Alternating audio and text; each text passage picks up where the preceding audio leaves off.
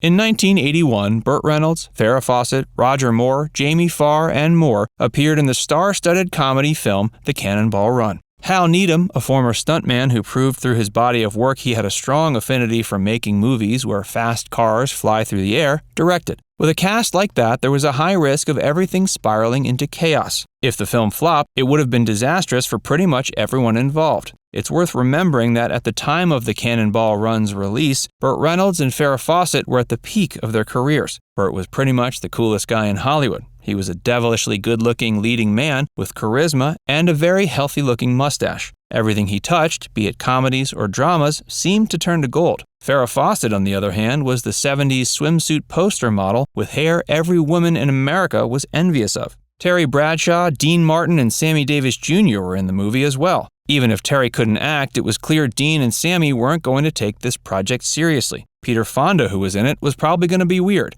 and Roger Moore likely wouldn't be all that funny to Americans. Dom Deluise would intentionally ruin takes just to get a laugh from Reynolds, and surprisingly, none of that turned out to be that big of a problem. The Cannonball Run turned out to be an incredibly fun film that still holds up today, or at least assuming you like movies like The Cannonball Run. It certainly isn't a cerebral film or one that deserves to be nominated for any awards, but audiences seem to love it. The same, however, can't be said for critics. Critics despised Cannonball Run.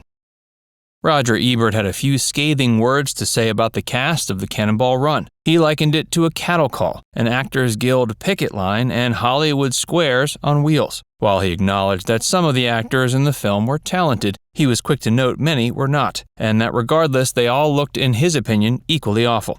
Ebert ended up giving the film 1/2 star out of 4. Critic Vincent Canby of the New York Times warned his readers to not bother seeing it unless they were already a fan of the genre, and Gene Siskel simply called Cannonball Run stupid. But despite the almost universal scorn of critics, audiences weren't discouraged. Globally, Cannonball Run grossed over $100 million. Not a bad return for a movie that cost less than $20 million to make. It was the 6th highest grossing film of 1981. Hey, if you're enjoying this video so far, be sure to give it a like and subscribe to Factsverse if you haven't already. And stay tuned to find out about the horrific tragedy that happened on the set.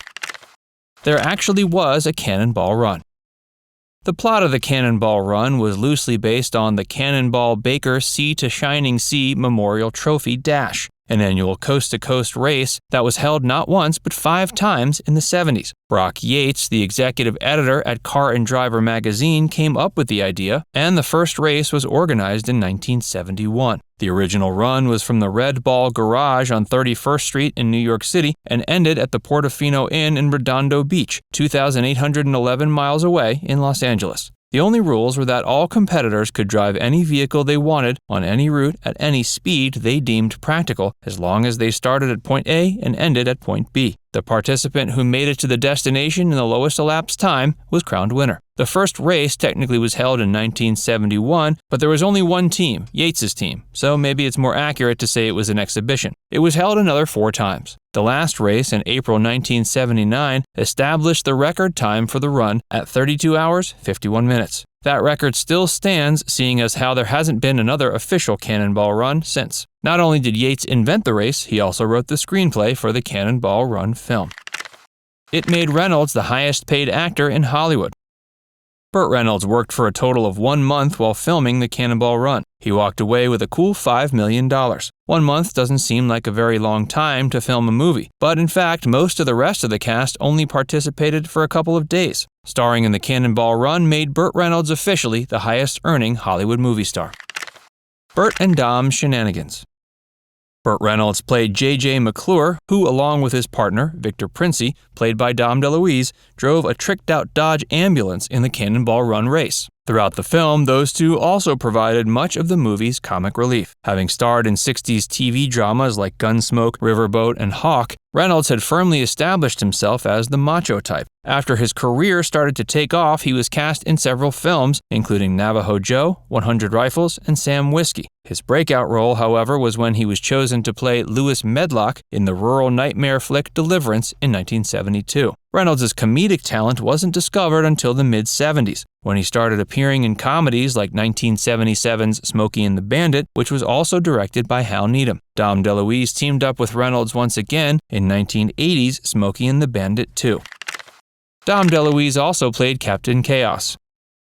Deluise had the uncanny ability to turn almost any line into a punchline. In the Cannonball Run, he played Victor Princi and his masked alter ego, Captain Chaos. Captain Chaos was a deranged wannabe superhero who was obviously just Princi in a mask and cape. He would show up out of nowhere to save the day, but most of the time he actually just made things worse. Victor was very meek and self-defeating, while Captain Chaos was pretty much the polar opposite. Roger Moore as Seymour Goldfarb.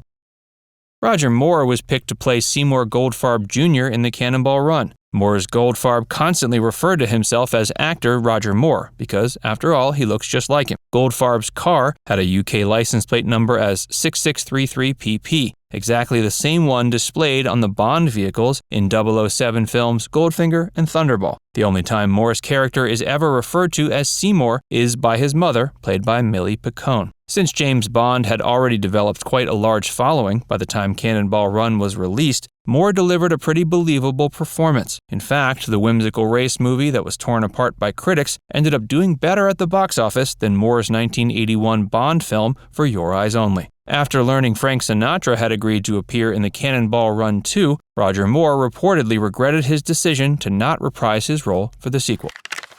Farrah Fawcett stole the show.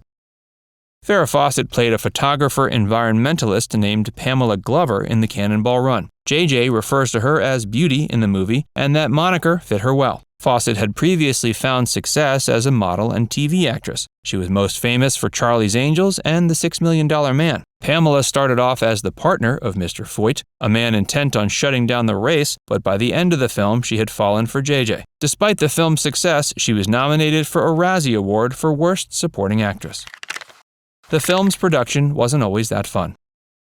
On June 25, 1980, a 24-year-old stunt double named Heidi von Beltz was seriously injured in an on-set accident when one of her stunts went terribly awry. To make matters worse, Heidi was standing in for the intended stuntwoman who was called away on a family emergency. The stunt was supposed to be simple, but unfortunately the vehicle she was riding in was mechanically unsound and lacked seatbelts. Heidi ended up breaking her neck, which left her as a quadriplegic. Interestingly, she shares a birthday with Christopher Reeve, who was also a quadriplegic. After she was injured, her career pretty much ended. Her doctors only gave her a few months to live, but she was determined to prove them wrong. She passed away October 28, 2015 in Tarzana, California, more than 30 years later. Now it's time to hear from you. Do you think a modern remake of the Cannonball Run would appeal to today's audience? Or should they stick to creating original material instead of regurgitating old ideas? Let us know in the comment section below. And before you go, make sure you give this video a like and subscribe to FactsVerse if you haven't already. Click the bell icon to stay updated on all our latest content.